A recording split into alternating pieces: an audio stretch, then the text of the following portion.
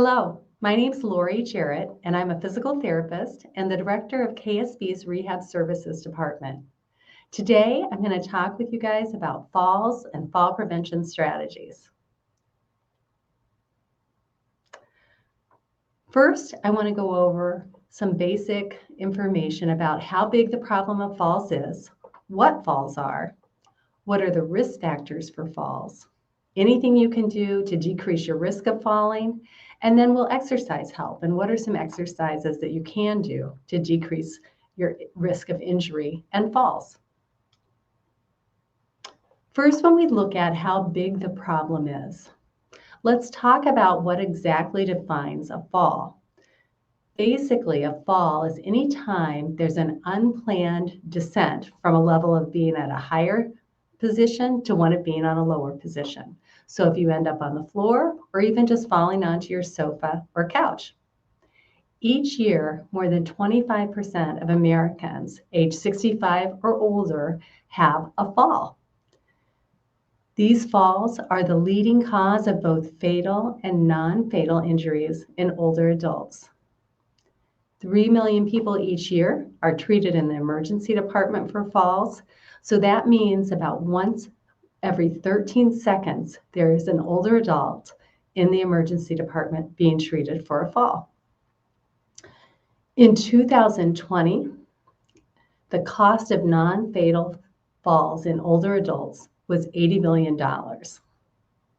And when we look at who falls most, women have more falls, but men's falls are more likely to result in death. So what are some of the risk factors for falls? If you have had one fall, your chance of falling again doubles. All of us use our eyes and our vision to help us balance. So anyone who has a loss of vision has a nearly twice as high a risk of falling as someone who doesn't have any vision loss. People with hearing loss are 3 times more likely to fall as those who don't have hearing loss.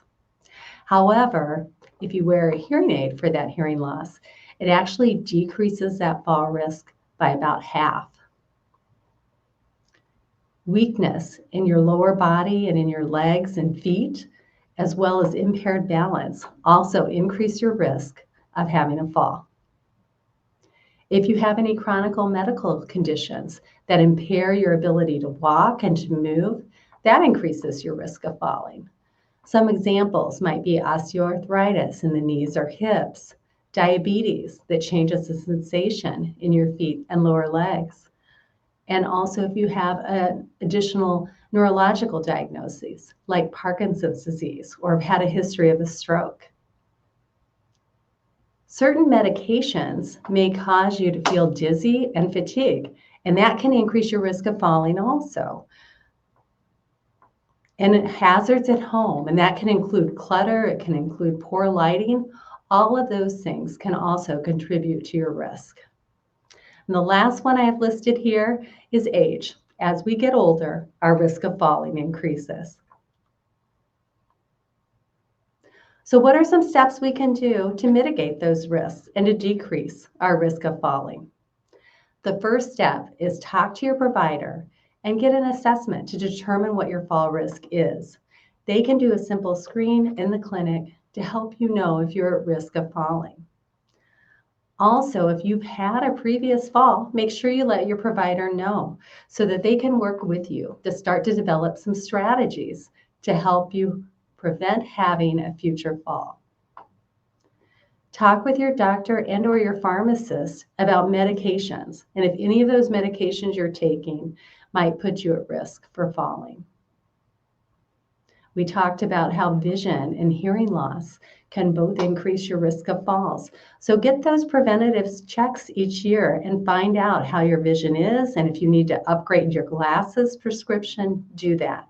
Check your hearing, and if you need hearing assistance, try to get that taken care of. Get your feet examined and talk with your provider about appropriate footwear. Do things around your home to make it safer, including removing trip hazards, improving lighting, installing grab bars where needed.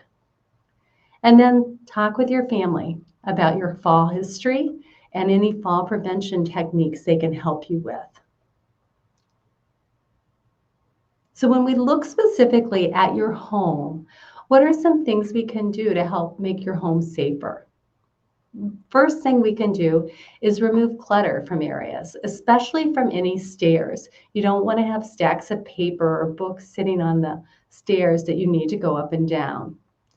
If you have a loose handrail or a broken step, work with someone to get those fixed so that they will be safer for you. Use night lights. Have lights put at the tops and the bottom of your stairs to make it safer for you as you're going up and down.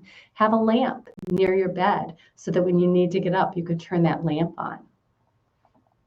Make sure you have a clear path as you're walking. If you have a lot of furniture, make sure it's arranged in a way that you're not going to have obstacles in your path. Make sure that any cords you have throughout your home are secured. You don't want to have a cord on the floor that could be a trip hazard for you. I always like to say, make your life easy. If you know you're going to be using items frequently, put them somewhere where you can easily reach them. Don't have them on the top shelf, but don't have them so low that you have to get down onto the floor to get them out. Think about having grab bars installed in your bathroom. Wear shoes that fit and are supportive. You don't want to have shoes on that are at risk to slide off your feet as you walk. So make sure the shoes you're wearing are secure and providing you support.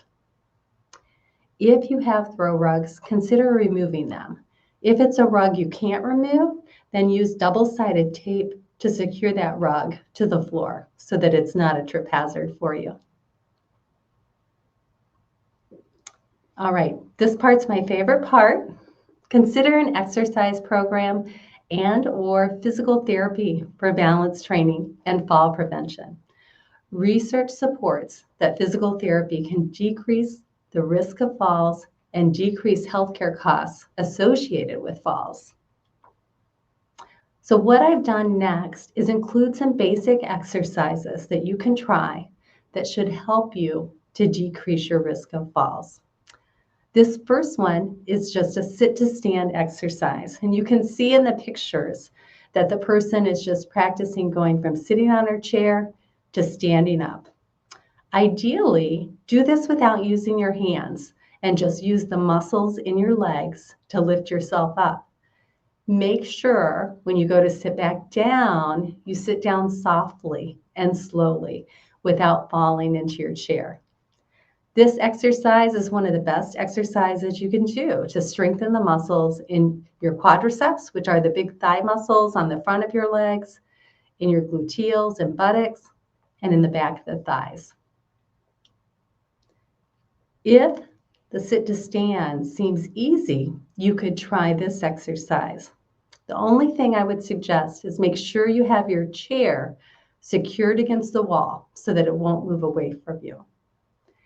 And then you just practice squatting down so that your hips touch the chair, but you don't actually sit down. And then come back up. This exercise is a stretch for your calf muscles. Our calf muscles and our ankles are important for us when we're responding to balance displacements.